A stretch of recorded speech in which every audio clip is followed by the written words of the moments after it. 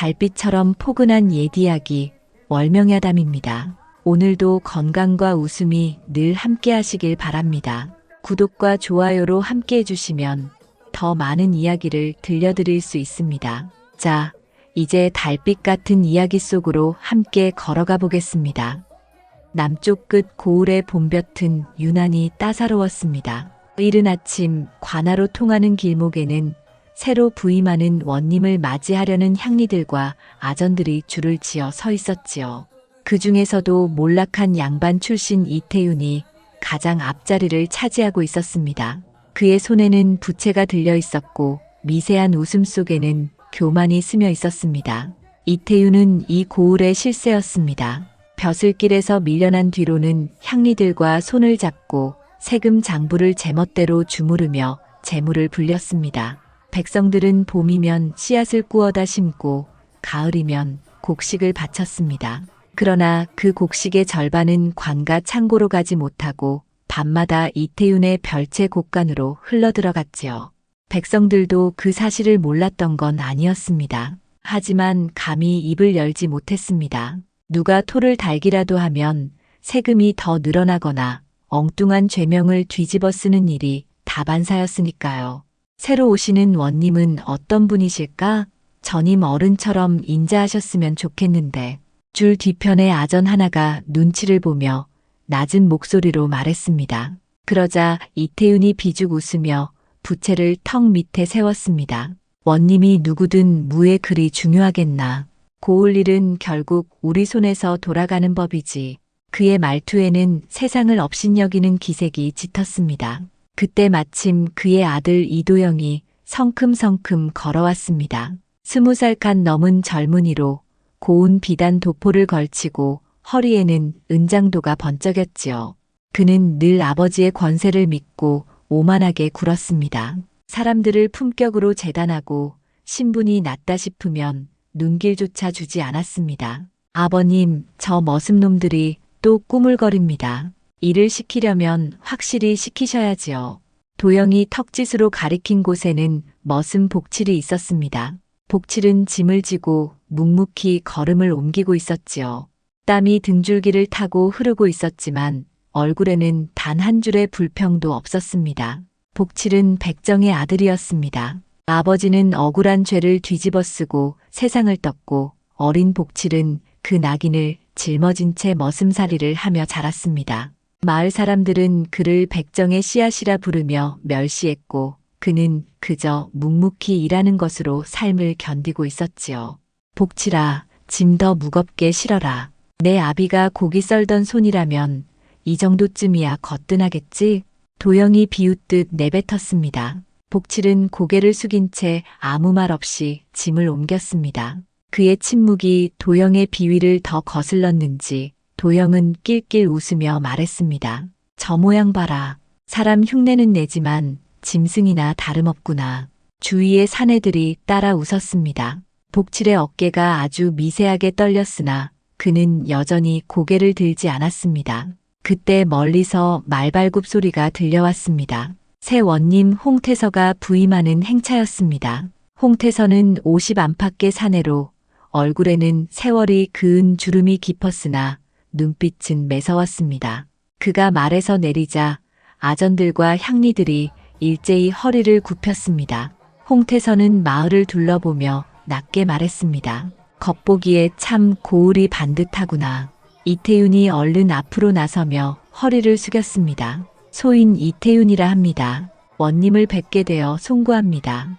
홍태서는 고개를 끄덕였습니다. 그대가 이 고을의 유지라 들었소. 그저 백성들과 더불어 사는 미천한 몸일 뿐이지요. 다만 원님께서 편히 머무시도록 힘을 보태고자 할 따름입니다. 말은 공손했지만 눈빛은 비열하게 빛났습니다. 홍태서는 그 미묘한 기색을 놓치지 않았지요. 그는 시선을 옮겨 길 건너를 바라보았습니다. 복칠이 여전히 짐을 나르고 있었고 도영은 팔짱을 낀 채 구경만 하고 있었습니다. 저 사내는 누구요? 홍태서가 물었습니다. 이태윤이 잠시 머뭇거리다 태연히 답했습니다. 아, 그놈은 그냥 머슴일 뿐입니다. 보잘것없는 일꾼이지요. 보잘것없다. 홍태선은 그 말을 되뇌며 고개를 끄덕였습니다. 그러나 눈빛은 복칠에게 오래 머물렀습니다. 복칠이 잠시 고개를 들어 원님과 눈이 마주쳤습니다. 짧은 순간이었지만 홍태선은 그 눈에서 묘한 기운을 느꼈습니다. 분노도 두려움도 아닌 오래 눌러온 체념이었지요. 짐을 풀고 관하로 들겠소. 홍태서가 말하자 이태윤은 얼른 길을 안내했습니다. 행렬이 관하 안으로 들어가자 도영은 복칠에게로 걸어와 소리쳤습니다. 내 놈이 감히 원님을 똑바로 쳐다봤느냐? 천것이 버릇이 없구나. 도영이 어깨를 밀치자 복칠이 잠시 비틀거렸습니다. 그는 넘어지지 않고 고개를 숙인 채 조용히 말했다. 죄송하옵니다, 도련님. 일부러 그런 것은 아니었습니다. 도영은 코웃음을 치며 말했다. 즉, 재미없는 놈. 그날 밤 홍태선은 관아 사랑채에서 혼자 술잔을 비우고 있었습니다. 촛불이 가늘게 흔들렸고 낮에 보았던 사람들의 얼굴이 눈앞에 어른거렸습니다. 교활한 사내, 오만한 젊은이, 그리고 말없이 짐을 나르던 머슴. 그는 잔을 내려놓으며 낮게 중얼거렸습니다. 겉은 단정하나 속은 골맞구나. 그 말이 바람결에 섞여 흩어졌습니다. 창밖으로는 초저녁 바람이 스쳤고 멀리서 개 짖는 소리가 들려왔습니다. 겉보기엔 평온한 고을이었지만 그 고요한 밤 공기 속에는 알 수 없는 불길함이 감돌고 있었습니다. 복칠의 아비는 백정이었습니다. 마을 사람들이 손가락질하던 피비린내 나는 일을 맡아 하던 사내였지요. 그러나 복칠의 기억 속 아비는 따뜻한 사람이었습니다. 겨울밤이면 언손을 자기 품에 넣어 녹여주고 밥이 모자라면 자기 그릇을 내밀던 사람이었지요. 하지만 세상은 그런 것을 보지 않았습니다. 사람들은 그가 어떤 일을 했는가만 보았고 어떤 사람인가는 보려 하지 않았습니다. 복칠이 10살이 되던 봄날 양반댁의 소 한 마리가 갑자기 죽었습니다. 누군가 독을 먹였다는 소문이 돌았고 사람들은 별다른 근거도 없이 복칠의 아비를 의심했습니다. 백정인이 짐승을 다루는 법을 알 것이다. 양반에게 원한이 있었을 게다. 그런 말들이 떠돌았지요. 아비는 끝까지 결백을 외쳤습니다. 그러나 그 목소리를 들어주는 사람은 없었습니다. 결국 곤장을 맞고 옥에 갇혔으며 석 달이 지나 숨을 거두었습니다. 누구도 그 죽음을 애도하지 않았습니다. 내 아비는 죄인이다. 그 피가 흐르는 너도 조심해라. 아전 하나가 어린 복칠에게 던진 말이었습니다. 그날 이후 복칠은 세상을 향해 입을 닫았습니다. 그저 머리를 숙이고 시키는 대로 일하며 사는 것. 그것이 살아남는 길이라 믿었습니다. 그렇게 세월이 흘러 복칠은 21살이 되었습니다. 하지만 사람들의 시선은 변하지 않았습니다. 그들은 여전히 그를 백정의 씨앗이라 부르며 멀리했습니다. 저놈이 지나가면 재수가 없다더라. 백정 자식이 감히 우물물을 길어먹다니. 눈도 마주치지 마라. 부정탄다. 그런 말들이 복칠의 귓가를 스치고 지나갔습니다. 처음엔 가슴이 찢어질 듯 했지만 이젠 익숙한 척할 뿐이었습니다. 밤이면 초막에 홀로 앉아 아비를 떠올렸고 말없이 눈을 감았습니다. 그때마다 눈물 한 줄기가 베개를 적셨지요. 이도형은 그런 복칠을 일부러 괴롭히곤 했습니다. 사람들 앞에서 모욕을 주고 쓸데없는 심부름을 시키며 때로는 발로 차기까지 했습니다. 복칠은 그저 참았습니다. 저항하면 더 큰 화가 닥친다는 것을 알고 있었지요. 어느 날 오후 복칠이 우물가에서 물을 깃고 있었습니다. 그때 저만치서 여인이 다가왔습니다. 양반댁 첩의 딸 소연이었습니다. 소연은 20살이 채 안 된 젊은 아씨로 총명하고 마음씨가 곱다는 소문이 자자했습니다. 비록 첩의 몸에서 태어나 늘 낮은 자리에서 살아야 했지만 그녀의 걸음걸이에는 늘 기품이 서려 있었지요. 물 좀 얻어가도 되겠습니까? 소연의 목소리는 조심스러웠습니다. 복칠은 깜짝 놀라 고개를 들었습니다. 양반집 아씨가 머슴에게 먼저 말을 거는 일은 드문 일이었으니까요. 예, 그러시지요. 복칠이 물동이를 내려놓으며 대답했습니다. 소연은 표주박으로 물을 떠마셨습니다. 맑은 물결이 햇빛에 반짝였고 그녀의 눈매에도 잔잔한 미소가 비쳤지요. 잠시 후 소연이 복치를 바라보며 물었습니다. 당신 복칠이라 하지요? 그렇습니다. 사람들이 당신을 함부로 대하던데 괜찮으신가요? 복칠은 말문이 막혔습니다. 누군가 자신을 걱정해 준 적은 단 한 번도 없었으니까요. 그는 한참을 망설이다가 조심스레 고개를 끄덕였습니다. 살다 보면 익숙해집니다. 익숙해지면 안 되는 일도 있지요. 소연의 목소리는 부드러우면서도 단호했습니다. 복칠은 그 말의 뜻을 곱씹었지만 무슨 말을 해야 할지 떠오르지 않았습니다. 소연은 표주박을 내려놓고 천천히 걸음을 옮겼습니다. 복칠은 그 뒷모습을 바라보다가 자신도 모르게 숨을 고르며 고개를 숙였습니다. 햇살이 우물가의 수면 위로 비치고 바람이 조용히 나뭇잎을 흔들었지요.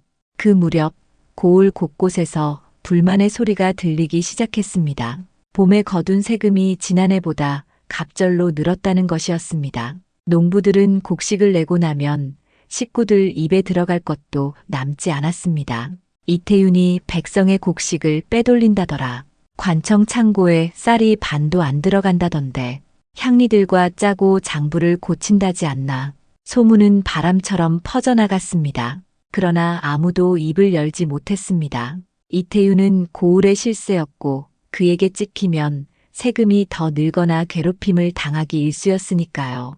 복칠은 그런 이야기들을 들으며 일을 했습니다. 그는 말이 없었지만 귀는 밝았습니다. 사람들의 한숨, 낮은 목소리, 속삭임 속의 분노가 모두 그의 가슴에 쌓여갔습니다. 어느 저녁 해가 산 너머로 기울 때였습니다. 복칠이 초막으로 돌아가는 길, 어둠 속에서 누군가 그를 불렀습니다. 돌아보니 소연이 서 있었습니다. 달빛이 그녀의 어깨에 내려앉아 은빛처럼 빛났습니다. 예, 아씨. 복칠이 고개를 숙였습니다. 소연이 조용히 말했다. 당신은 선한 사람이에요. 부디 조심하세요. 그 한마디에 복칠의 가슴이 뜨거워졌습니다. 그는 아무 말도 하지 못하고 그저 머리를 깊이 숙였습니다. 소연은 천천히 뒷걸음을 물었고 이내 어둠 속으로 사라졌습니다. 복칠은 한참 동안 그 자리에 서 있었습니다. 밤하늘에는 별이 총총했고 들판에는 귀뚜라미 소리가 번져갔지요. 보름이 지난 어느 날 아침이었습니다. 하늘은 맑고 바람은 차분했으나 복칠의 마음은 왠지 모르게 무거웠지요. 그날 아침 이도영이 복칠을 불렀습니다. 복칠, 관아 창고에 물건을 옮겨야 하니 따라오너라. 도영의 목소리는 늘 그렇듯 거만했습니다. 복칠은 잠자코 고개를 숙였습니다. 도련님의 부름이라면 거절할 수도 없었고 무슨 일을 시키든 감내해야 했습니다. 관아 뒤편의 창고는 어둡고 눅눅했습니다. 쌀자루와 백꾸러미가 빽빽하게 쌓여 있었고 한쪽에는 오래된 괴짝들이 줄지어 놓여 있었지요. 곰팡내와 곡식 냄새가 뒤섞여 숨이 막힐 듯 했습니다. 도영은 팔짱을 끼고 복칠을 내려다보았습니다. 자루를 저리로 옮기거라. 다 옮길 때까지는 물도 마시지 말라. 말을 남기고는 밖으로 나가버렸습니다. 복칠은 혼자 남아 묵묵히 일했습니다. 자루를 옮기고 또 옮기며 땀을 훔쳤습니다. 그때 손끝에 무언가 딱딱한 것이 닿았습니다. 괴짝 뒤편에 감춰진 꾸러미 하나였습니다. 먼지가 그리 많지 않은 것이 최근에 숨겨둔 듯 했습니다. 복칠은 조심스레 그것을 꺼냈습니다. 기름종이로 곱게 쌓인 꾸러미 안에는 낯선 장부 한 권이 들어있었습니다. 복칠은 글을 읽을 줄 알았습니다. 어린 시절 마을 훈장이 그를 가엾게 여겨 한동안 그를 가르쳐 주었지요. 그는 장부를 조심스레 펼쳤습니다. 장부에는 세금 내역이 빽빽히 적혀 있었습니다. 그런데 이상한 점이 있었지요. 백성들에게 거둔 곡식의 양은 분명히 많았으나 관가로 들어온 양은 절반에 불과했습니다. 나머지는 양반과 기부금이라는 이름으로 빠져 있었지요. 복칠의 가슴이 쿵 하고 뛰었습니다. 이게 그 소문대로라면 그는 손끝이 떨리는 것을 느꼈습니다. 더 자세히 보려는 찰나 뒤에서 날카로운 소리가 들렸습니다. 이 천것이 감히 무엇을 뒤적이는 것이냐. 깜짝 놀라 뒤돌아보니 도영이 서 있었습니다. 언제 돌아왔는지도 모를 일이었습니다. 복칠은 황급히 장부를 덮으며 고개를 숙였습니다. 도련님, 그저 우연히 손에 닿아. 입 다물어라. 감히 관청 문서를 더럽히다니. 도영은 달려들어 복칠의 손목을 거칠게 붙잡았습니다. 그의 눈빛에는 놀람보다 분노보다 두려움이 더 짙었지요. 복칠은 장부를 내려놓으려 했으나 도영이 먼저 외쳤습니다. 이놈이 관청 문서를 훔치려 했다. 사람 살려라. 순식간에 아전들이 몰려왔습니다.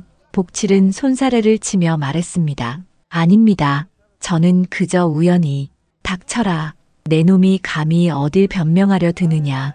도영이 복칠의 멱살을 거칠게 잡았습니다. 복칠은 속으로 울분이 치밀었지만 말할 틈도 주어지지 않았습니다. 아전들은 포승줄을 꺼내 복칠의 팔을 묶었습니다. 백정 자식이 결국 도둑질을 하는구나. 그 눈초리부터가 범죄자 같더니. 사람들이 몰려들어 수군거렸습니다. 복칠은 아무 말도 하지 못했습니다. 무슨 말을 한들 믿어줄 사람이 없음을 잘 알고 있었지요. 그렇게 복칠은 끌려가 옥에 갇혔습니다. 어두운 돌벽과 쇠창살 사이로 비치는 하늘은 참으로 멀었습니다. 냉기가 밑바닥에서 스며올랐고 그의 숨결은 허공에 흩어졌습니다. 한편 이태윤은 관청에서 돌아온 아들을 불러 앉혔습니다. 방 안에는 등잔불이 희미하게 일렁이고 있었습니다. 장부는 처리했느냐? 낮은 목소리였습니다. 도영이 비웃듯 고개를 끄덕였습니다. 예, 아버지. 이미 불태워 없앴습니다. 잘했다. 그 머슴놈은 어차피 아무도 믿지 않겠지. 이태윤이 입가를 비틀며 말했다. 백정의 자식이 무슨 말을 한들 누가 들어주겠느냐. 그는 품에서 은자 몇 냥을 꺼내 옆에 앉은 아전에게 내밀었습니다. 이 일은 조용히 처리하게. 원님께는 머슴이 욕심을 부려 물건을 훔치려 한 것으로 보고하면 되네. 아전은 은자를 품에 넣으며 비굴한 웃음을 지었습니다. 예, 알겠습니다. 그런 일쯤이야 어렵지 않지요. 이태윤은 부채로 입가를 가리며 낮게 웃었습니다. 세상 일은 돈으로 움직이는 법이지. 그날 밤 복칠은 옥 안에서 하늘을 바라보았습니다. 쇠창살 사이로 달빛 한 줄이 스며들고 있었지요. 그 빛은 어찌나 차던지 그의 마음마저 얼어붙는 듯 했습니다.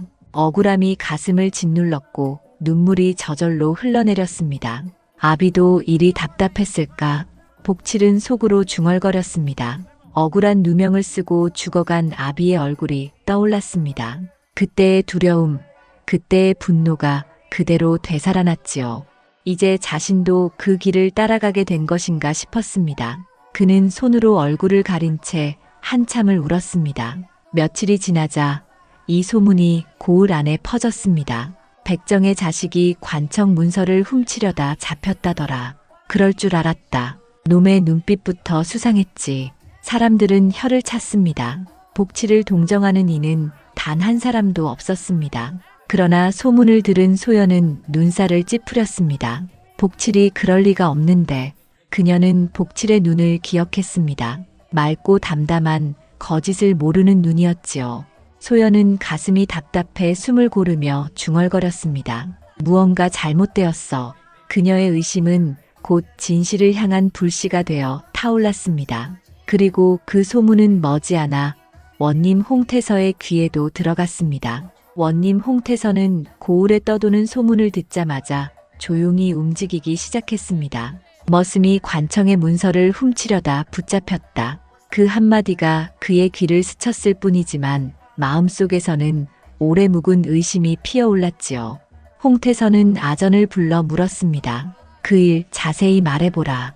아전은 고개를 조아리며 준비된 말투로 대답했습니다. 머슴이 창고에서 물건을 훔치려 하였고 이도영 도령이 우연히 그 현장을 보셨습니다. 홍태서는 천천히 고개를 끄덕였습니다. 그러나 그의 눈빛은 차가웠습니다. 그 머슴을 데려오라. 예, 원님. 잠시 뒤 복칠이 포승줄에 묶인 채 관아뜰로 끌려왔습니다. 여인 얼굴에 피곤이 가득했고 눈에는 핏발이 서 있었지만 그 시선만큼은 여전히 맑았지요.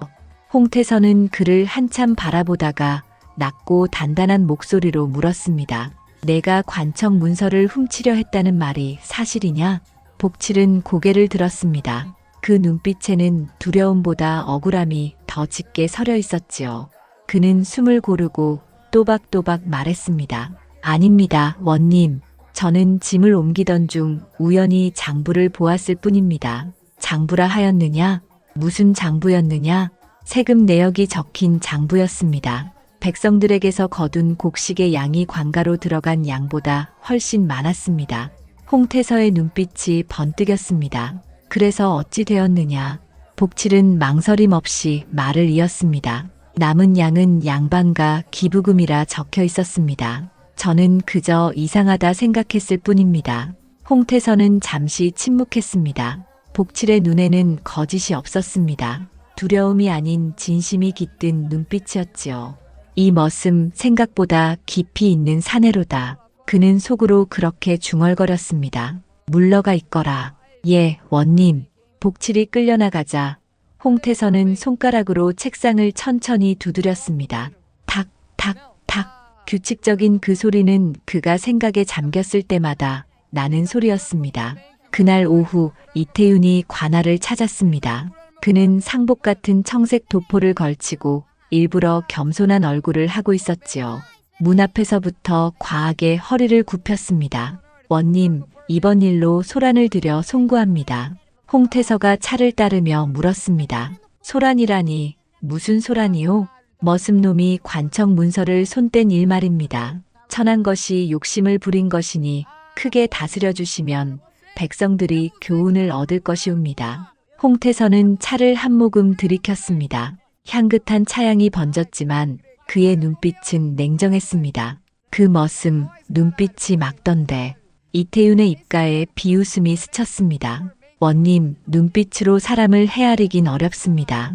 그놈은 백정의 자식이지요. 겉으론 순한 척해도 속은 흉포한 법입니다. 그 말과 함께 이태윤은 품에서 비단 보자기를 꺼냈습니다. 안에는 은자가 가지런히 담겨 있었습니다. 그는 슬그머니 그것을 홍태서 앞에 밀었습니다. 원님께서 부임하신 지 얼마 되지 않아 고을 사정을 다 파악하기 어려우실 겁니다. 소인이 미력 하나마 도와드리고자 합니다. 홍태서는 잠시 보자기를 바라보다 시선을 천천히 들어 이태윤을 마주보았습니다. 그 눈빛은 얼음처럼 차가웠지요. 물러가시게. 예, 원님, 제 뜻은 그저 물러가라 하였네. 짧고 단호한 한마디였습니다. 이태윤은 당황했으나 억지로 웃으며 고개를 숙였습니다. 그럼 또 찾아뵙겠습니다. 그가 나가자 홍태서는 조용히 숨을 내쉬었습니다. 이 고울이 썩은 것은 우연이 아니로다. 그의 속마음이 무겁게 가라앉았지요. 그날 밤 홍태서는 등잔불 아래에 앉아 관속 하나를 불렀습니다. 이태윤의 별채를 살펴보아라. 조용히 아무도 모르게. 예, 원님. 관속은 밤이 깊은 뒤 몰래 이태윤의 집 주변을 돌았습니다. 별채의 문은 굳게 잠겨 있었고 담 너머에는 불빛이 희미하게 새어나오고 있었지요.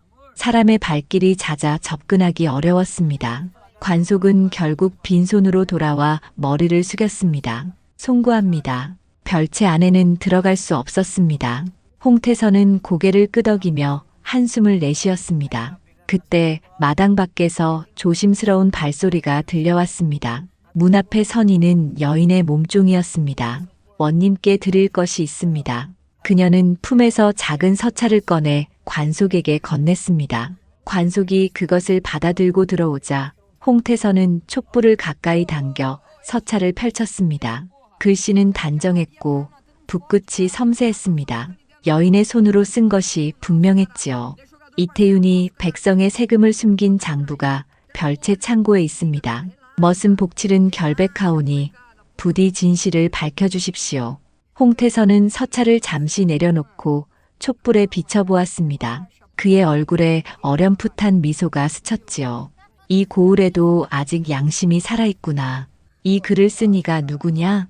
관속이 문 밖에 몸종을 불러 물었습니다. 몸종은 고개를 저었습니다. 그건 말씀드릴 수 없습니다. 다만 진심이라는 것만은 믿어주십시오. 홍태서는 고개를 끄덕였습니다. 됐다. 돌아가라 하여라. 몸종은 고개를 숙이고 조용히 사라졌습니다.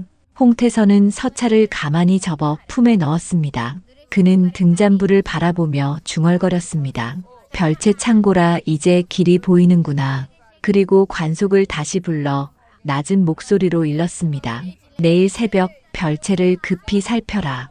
누가 보아도 모르게 단 한 줌의 먼지도 남기지 말고 돌아오라. 명 받들겠습니다. 관속이 나가자 홍태선은 촛불을 꺼뜨렸습니다. 남은 불빛이 사라지며 방 안이 어둠에 잠겼습니다.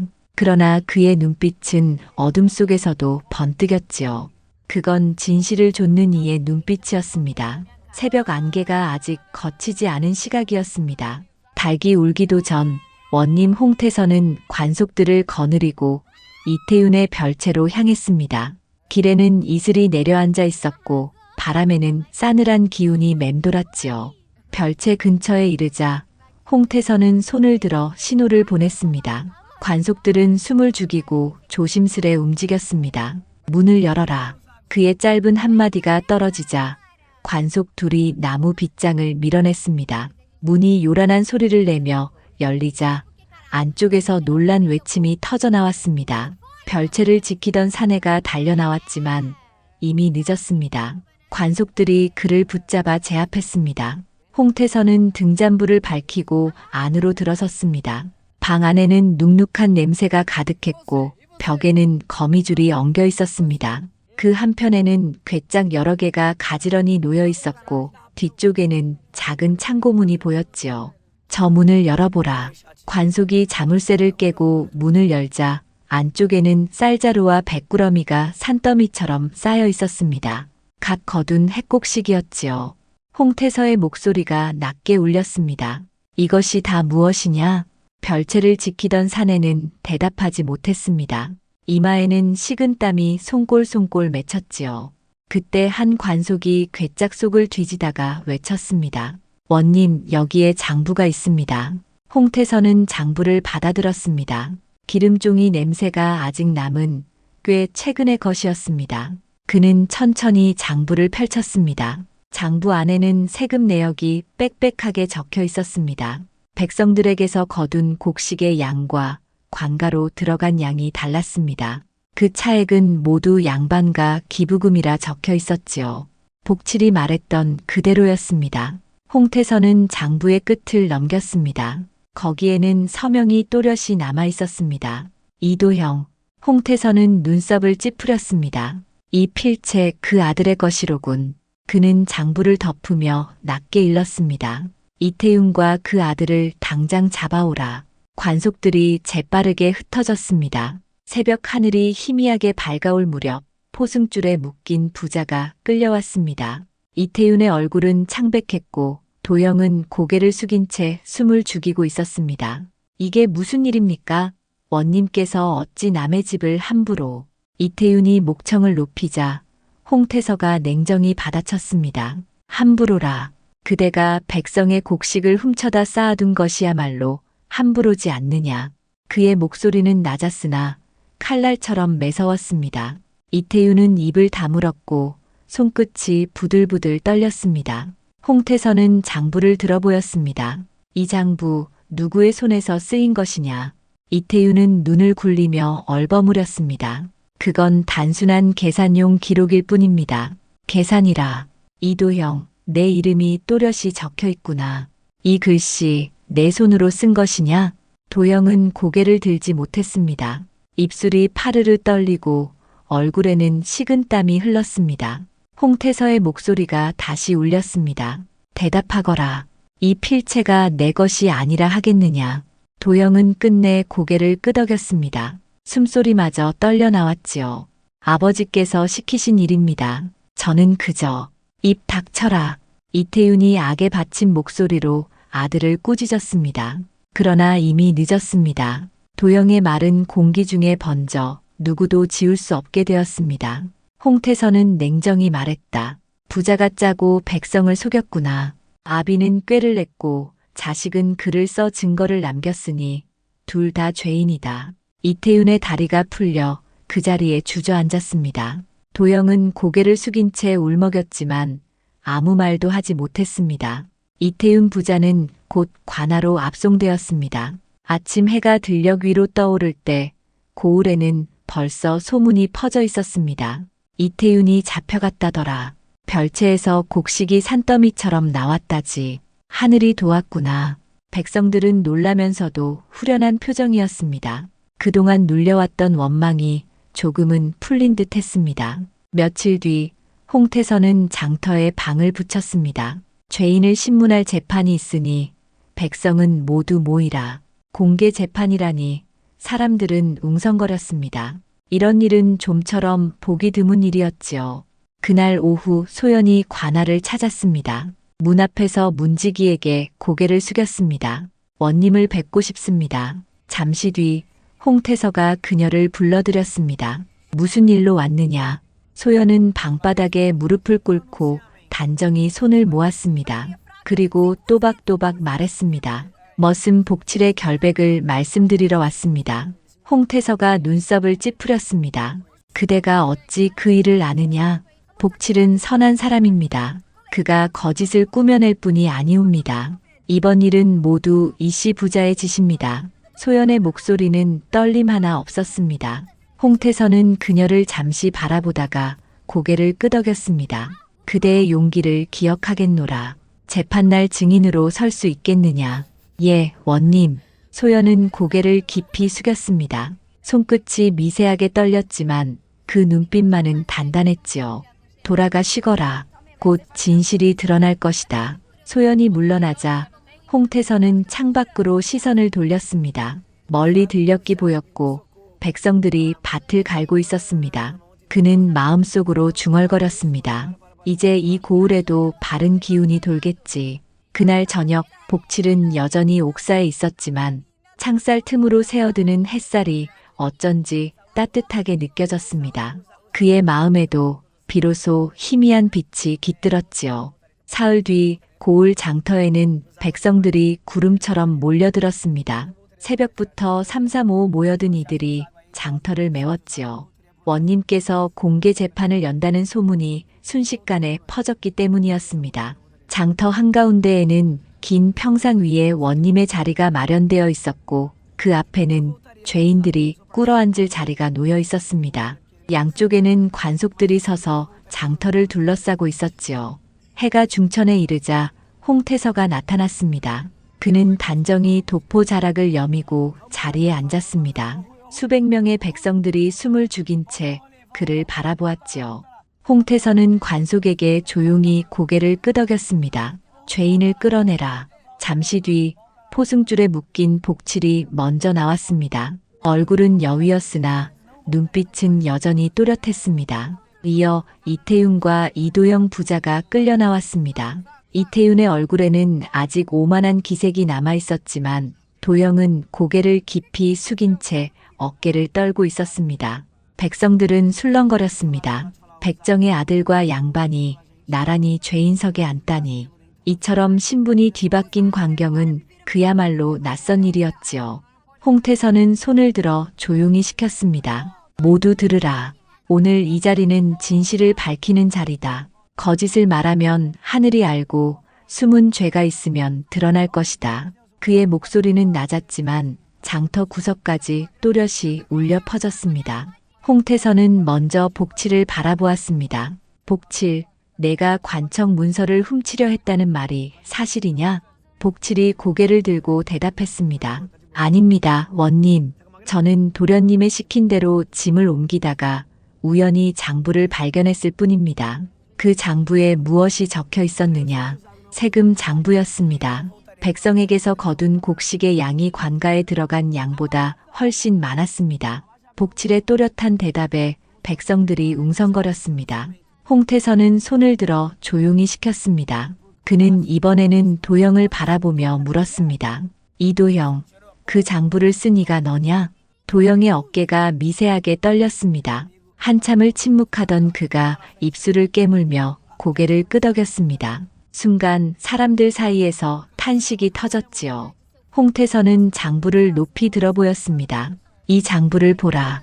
여기 적힌 글씨, 백성들이 낸 곡식이 백석이라 했으나 관가에 들어간 것은 50석이라 되어 있구나. 나머지를 기부금이라 적어두었는데 이것이 기부금이냐 아니면 도둑질이냐. 그 말에 장터가 들끓었습니다. 백성들의 얼굴이 붉게 상기되었습니다. 도영이 더는 버티지 못하고 고개를 숙인 채 중얼거렸습니다. 저는 아버지의 시키는 대로 했습니다. 그렇다. 내 입으로 말하였구나. 홍태서의 목소리가 차가워졌습니다. 이태윤, 내가 시킨 일이냐? 이태윤은 입가에 웃음을 억지로 지으며 말했습니다. 원님, 이는 오해입니다. 고을 살림을 위해 따로 모아둔 것일 뿐이지요. 살림이라. 그렇다면 어찌하여 그 곡식을 별채에 숨겨두었느냐? 고을의 창고가 아닌 내 집에 들인 까닭이 무엇이냐? 이태윤은 말을 잇지 못했습니다. 홍태서의 목소리는 더욱 낮아졌지만 그 울림은 장터를 뒤흔들었습니다. 별채에서 나온 곡식이 수백 석이었다. 그것이 고을 살림이라면 백성들은 왜 굶주려 죽어가야 했느냐? 그때 백성들 사이에서 울분이 터졌습니다. 우리가 굶은 것이 그 때문이었구나. 양반이라 믿었더니 도둑이었구나.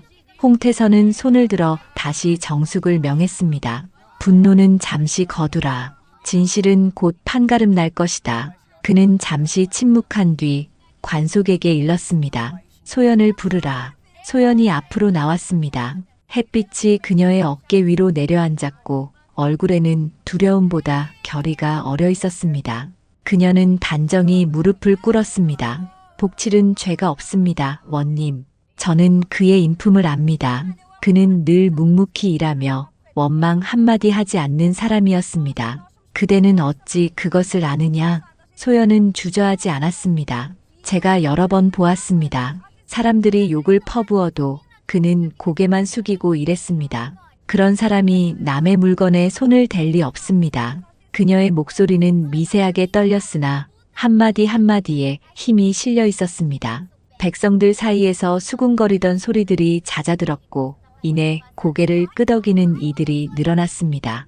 복칠은 그 모습을 바라보다 눈시울이 붉어졌습니다. 그의 눈가에 번진 눈물이 햇빛에 반짝였지요. 홍태서는 소연에게 물러가라 손짓했습니다. 그대의 마음 하늘이 알 것이니 물러가 쉬어라. 소연은 조용히 절을 올리고 뒤로 물러났습니다. 홍태서는 복칠을 바라보며 물었습니다. 복칠, 마지막으로 하고 싶은 말이 있느냐?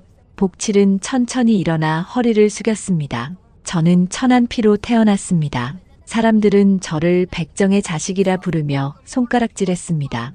그러나 저는 하루하루를 부끄럽지 않게 살고자 했습니다. 오늘 하늘이 제 억울함을 밝혀주신 것은 결국 진실이 이긴 까닭이라 믿습니다. 그의 목소리는 떨렸지만 단단했습니다. 장터의 백성들은 숨죽여 그의 말을 들었습니다. 어떤 이는 몰래 눈물을 훔쳤고 어떤 이는 고개를 숙였습니다. 홍태서는 잠시 복칠을 바라보다가 고개를 끄덕였습니다. 그렇다. 하늘은 사람의 피를 가르지 않으나 마음의 빛과 어둠은 분명히 헤아리신다. 오늘 그 하늘이 진실을 드러내셨다. 그의 말이 끝나자 장터는 고요해졌습니다. 바람이 불어와 먼지를 흩날렸고 석양빛이 사람들의 얼굴을 물들였습니다. 그 빛 아래에서 백성들은 무겁게 고개를 숙였습니다. 이제 남은 것은 판결뿐이었습니다. 그러나 그 순간만큼은 누구도 소리를 내지 않았습니다. 마치 하늘조차 숨을 고르는 듯 장터는 그 어느 때보다도 고요했지요. 홍태서는 자리에서 천천히 일어섰습니다. 바람 한 점 없던 장터에 긴장한 숨소리만 가득했습니다. 백성들은 일제히 그를 올려다보았지요. 홍태서는 둘러선 사람들을 찬찬히 바라보다 낮고 묵직한 목소리로 말했습니다. 이태윤, 내가 저지른 죄를 아느냐? 이태윤은 고개를 숙인 채 말이 없었습니다. 입술만 파르르 떨릴 뿐이었지요. 홍태서는 잠시 침묵하다가 다시 입을 열었습니다. 너는 양반이라 자처하며 백성을 속였다. 세금을 부풀려 거두고 그 반을 내 창고에 숨겼으니 이는 백성의 곡식을 훔친 것과 다르지 않다. 이태윤이 허둥지둥 고개를 들며 변명하려 했습니다. 원님, 저도 사정이 있어 그리한 것입니다. 결코 입을 다물라.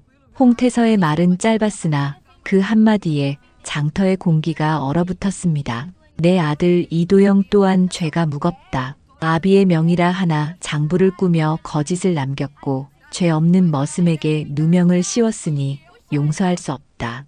도영은 얼굴이 창백했습니다. 손이 떨려 무릎을 짚었고 고개는 바닥에 닿을 만큼 숙여 있었습니다. 홍태서의 목소리가 낮게 울렸습니다. 더 큰 죄는 신분을 내세워 사람을 짓밟은 것이다. 복칠은 비록 백정의 자식이라 하나 그 마음만은 누구보다 고닫다. 그러나 너희는 그를 사람 취급도 하지 않았다. 이 세상에 하늘 아래 귀하고 천한 마음이 따로 있겠느냐. 백성들은 고개를 끄덕이며 숙연히 들었습니다. 어느새 장터는 숨조차 쉬기 어려울 만큼 고요해졌지요. 홍태서는 관속에게 손짓했습니다. 관속이 판결문을 펴들었습니다. 이태윤은 파직하고 재산을 몰수한다. 이도형은 곤장 30대를 치고 먼 고을로 유배한다. 그 말이 떨어지자 관속들이 움직였습니다. 도영은 형틀에 묶였고 장터 한복판에 침묵이 내려앉았습니다. 한 대, 두 대, 10대.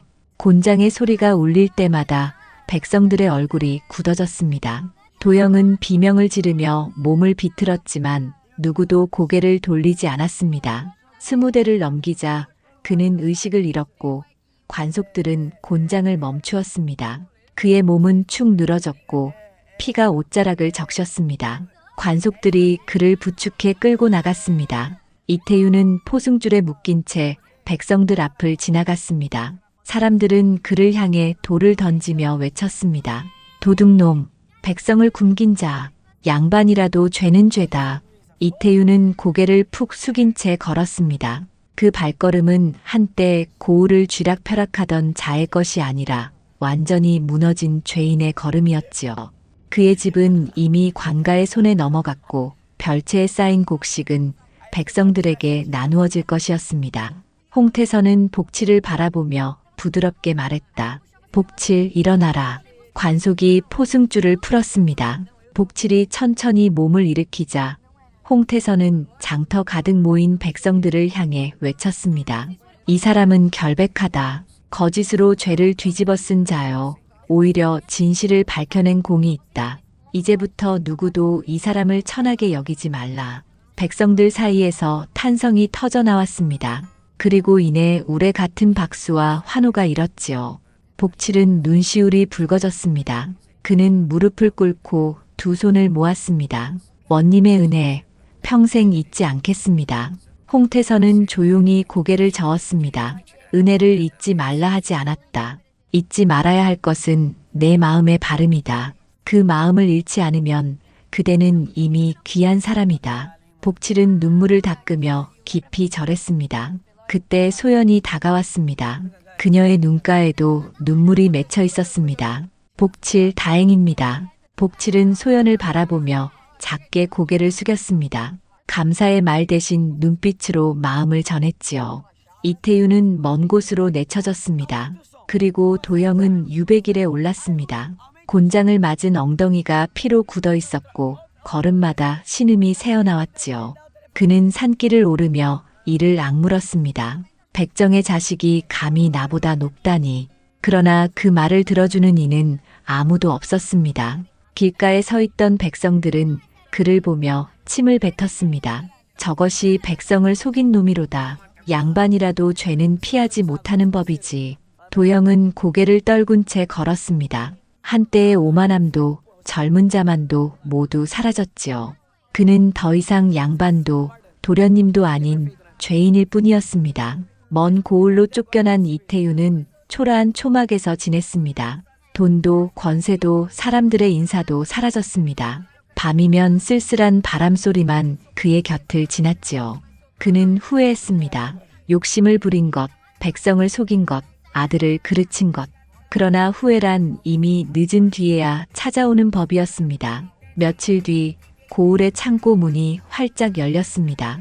이태윤의 별채에서 가져온 곡식들이 백성들에게 나누어지는 날이었지요. 관속들이 질서를 잡고 백성들은 줄을 지어 기다렸습니다. 쌀자루가 열릴 때마다 고소한 냄새가 흩날렸습니다. 굶주렸던 사람들의 얼굴에 오랜만에 웃음이 번졌지요. 이제야 숨통이 트이는구나. 원님께서 아니었으면 우리 모두 굶어 죽었을 게야. 백성들은 서로 감격한 얼굴로 수군거렸습니다. 홍태선은 관아뜰에 서서 그 모습을 묵묵히 바라보았습니다. 그의 표정에는 뿌듯함보다 차분한 책임감이 깃들어 있었지요. 백성에게 돌아갈 것은 백성의 것이어야 한다. 그것이 곧 원의 도리이니라. 그는 마음속으로 그렇게 되뇌었습니다. 복칠은 누명을 벗고 자유의 몸이 되었습니다. 다시 머슴살이로 돌아갔지만 세상은 예전과는 달랐습니다. 사람들의 눈빛이 조금은 달라졌지요. 여전히 백정의 자식이라 속삭이는 자도 있었으나 노골적인 멸시는 줄어들었습니다. 저 사람이 결백했다지. 원님께서 직접 밝히셨으니 틀림없겠지. 복칠은 묵묵히 일했습니다. 하지만 예전처럼 고개를 숙이지는 않았습니다. 하늘을 똑바로 바라볼 수 있게 된 것만으로도 마음이 한결 가벼웠지요. 어느 날 오후 홍태서가 복칠을 불렀습니다. 복칠은 조심스레 관아로 들어와 무릎을 꿇었습니다. 복칠, 이제 어찌 살 생각이냐? 홍태서의 물음에 복칠은 차분히 대답했습니다. 예전처럼 일하며 살겠습니다. 힘이 닿는 대로 성실히 살겠지요. 머슴살이가 고되지 않겠느냐? 괜찮습니다. 이제는 억울함이 없으니 그것만으로도 고맙습니다. 홍태서는 한참을 그를 바라보았습니다. 그 눈빛 속에는 측은함과 존중이 함께 깃들어 있었지요. 내 피가 천하다 하나 그 뜻은 그 누구보다 귀하다. 사람의 귀천은 신분에 있지 않다. 그 마음의 빛과 어둠에 달린 것이다. 그 마음을 잃지 말고 살아가거라. 복칠의 눈가에 눈물이 맺혔습니다. 그는 깊이 절을 올리며 떨리는 목소리로 말했습니다. 원님의 말씀 평생 잊지 않겠습니다. 홍태서는 조용히 고개를 끄덕였습니다. 복칠은 절을 마치고 물러났습니다. 그 뒷모습을 바라보며 홍태서는 마음속으로 중얼거렸습니다. 신분의 벽은 허물 수 없어도 사람의 도리만은 바르게 세울 수 있지. 얼마 지나지 않아 먼 곳에서 소식이 전해졌습니다. 이태유는 병들어 쓸쓸히 죽었고 도영은 유배지 산속 초막에서 홀로 숨을 거두었다는 소식이었지요. 고을 사람들은 그 이야기를 듣고 혀를 찼습니다. 탐욕을 부리면 저런 꼴을 당하는구나. 하늘이 보고 계신다더니 참말이로구나. 사람들은 그들의 최후를 두고 오래도록 이야기했습니다. 누군가는 두려움에, 누군가는 경계로 그날 이후 고을의 풍속은 조금씩 바르게 변해갔습니다. 어느 저녁 하늘이 붉게 물든 무렵이었습니다. 소연이 복칠을 찾아왔습니다. 그녀는 마을 어귀에서 조용히 기다리고 있었고 복칠은 일을 마치고 돌아오다 그녀를 보았습니다. 소연 아씨. 복칠이 허리를 숙이자 소연이 미소를 지었습니다. 복칠, 이제는 억울함을 내려놓고 사람답게 사시게 되었군요. 그녀의 목소리는 따뜻했고 봄바람처럼 부드러웠습니다. 복칠은 고개를 숙이며 말했습니다. 아씨 덕분입니다. 아가씨가 아니었으면 저는 아직도 옥에 갇혀 있었을 것입니다. 소연은 고개를 저었습니다. 아닙니다. 당신의 바른 마음이 있었기에 하늘이 도우신 것이지요.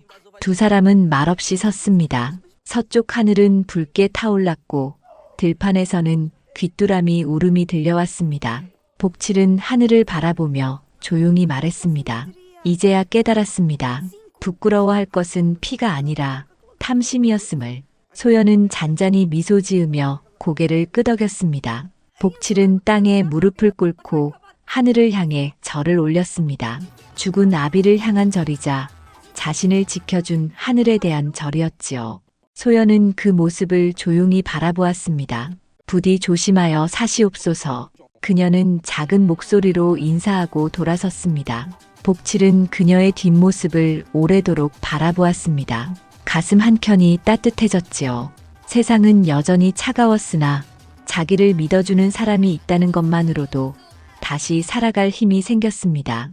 그날 밤 고을의 들녘에는 붉은 노을이 물들었습니다. 백성들은 저마다 집으로 돌아가며 속삭였습니다. 이제야 하늘이 무게를 바로잡았구나.